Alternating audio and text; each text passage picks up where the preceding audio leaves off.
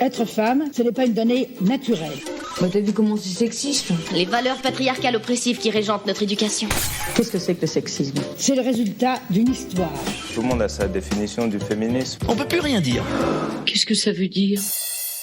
Salut, c'est Adrien Sommier, le créateur du podcast Adrien parle politique. Aujourd'hui, Marine Pétroline m'a laissé le micro des Chroniques du sexisme ordinaire, le podcast qui débusque le sexisme dans les moindres recoins.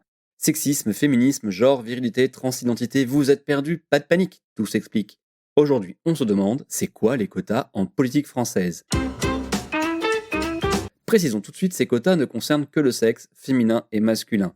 Pas de quota social comme dans les admissions à Sciences Po Paris, ni de quota ethnique comme dans certains pays d'Amérique latine ou d'Europe de l'Est avec des sièges parlementaires réservés à des minorités linguistiques. Le but des quotas dans la politique française, comme Clémentine nous l'a déjà expliqué dans son épisode sur la parité, c'est d'arriver à la présence d'une moitié de femmes chez les élus puisqu'elles représentent la moitié de la population. Ça marche plus ou moins bien selon les modes de scrutin. Pour les scrutins de liste comme les élections européennes, le 9 juin prochain, les municipales en 2026 ou les régionales, c'est assez simple. Il faut faire figurer une moitié de femmes sur sa liste, sinon vous n'avez pas le droit de la déposer, elle sera refusée. Sur la liste, on alterne une femme, un homme, simple, basique. Les débuts ont été poussifs en 2001, mais l'habitude venant et la loi se durcissant, les chiffres sont impressionnants. Il y a aujourd'hui en France 42% de conseillères municipales, une proportion qui monte à 48% des conseils régionaux. Un chiffre stable depuis les années 2000. Les conseils départementaux, qui ont remplacé les conseils généraux depuis 2015, ont la palme de la parité pure et parfaite. 50% tout pile poil. C'est en raison d'un mode de scrutin bien particulier. Les candidatures sont des tandems avec un homme et une femme. Ce système a permis de passer, attention, attachez vos ceintures, c'est raide, de moins de 15 à 50% de femmes. Ce temple de la politique masculine était abattu. Enfin non, pas tout à fait, j'exagère.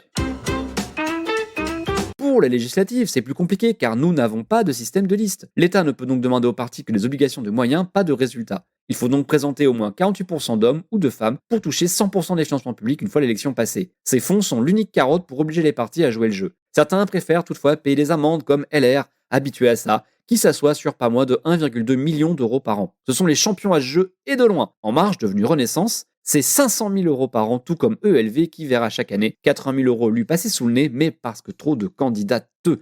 La parité, c'est dans les deux sens. Ce système, malgré ses limites, a toutefois permis de passer de 10% de femmes à la législature dite de la gauche plurielle entre 1997 et 2002 à 37% pour la mandature actuelle, qui perd toutefois un point par rapport au record de la législature précédente. Il y avait alors 38,7% de femmes à l'Assemblée nationale. Même le Sénat, pourtant souvent caricaturé en EHPAD pour vieux messieurs, est contaminé par cette parité. 5,9% de sénatrices en 98, 36,2% aujourd'hui. Pour revenir aux législatives, c'est sans doute le scrutin avec le plus de différence entre les partis qui jouent le jeu et font émerger des femmes compétentes par rapport à des partis qui se contentent de présenter des femmes dans des circonscriptions impossibles à gagner. Certains partis présentent même des militantes fantômes un peu partout pour équilibrer la balance et ne pas payer d'amende. D'autres jouent vraiment le jeu et vont même jusqu'au nec plus ultra de la parité, réfléchir en cercle de gagnabilité. La commission électorale du parti regroupe les circonscriptions selon les chances de les gagner ou pas et applique la parité à chacun de ces groupes. Cela donne 59% de femmes au groupe écolo et seulement 18% dans le groupe des communistes et apparentés. Renaissance à 42% comme la France Insoumise et le RN à 36%. C'est cette limite au quota. Si tous les partis ne jouent pas le jeu, ça ne fonctionne pas complètement. L'autre limite, ce sont les têtes de liste et d'exécutifs, maire, président, qui se déclinent bien plus au masculin qu'au féminin. Malgré de nets progrès, on n'est même pas à 20% de femmes maires et un peu plus de 10% de présidentes d'intercommunalité. C'est bien mieux pour les présidentes de région qui représentent 30% des sièges. On peut les nommer, ça va vite, Carole Delga Occitanie, Marie-Guilde Dufay Bourgogne-Franche-Comté, Marie-Antoinette Maupertuis Assemblée de Corse, Valérie Pécresse Île-de-France, Christelle Morançais Pays de la Loire et Huguette Bello Réunion. Une autre limite malheureusement pas quantifiable, les sujets sur lesquels les femmes élues vont travailler. Ça évolue, mais souvent les femmes obtiennent des délégations jugées secondaires comme le care, l'éducation, pas trop les finances. Enfin, il ne suffit pas de faire élire des femmes pour avoir plus de femmes en politique, encore faut-il qu'elles aient le temps de se former et de prendre leur marque. Le premier mandat pour découvrir, le second pour agir. Il faut aussi qu'elles puissent exercer leur mandat dans de bonnes conditions, se sentir à l'aise et ne pas évoluer dans une atmosphère sexiste, comme Marine Pétroline en parlait dans l'épisode Sexisme en politique.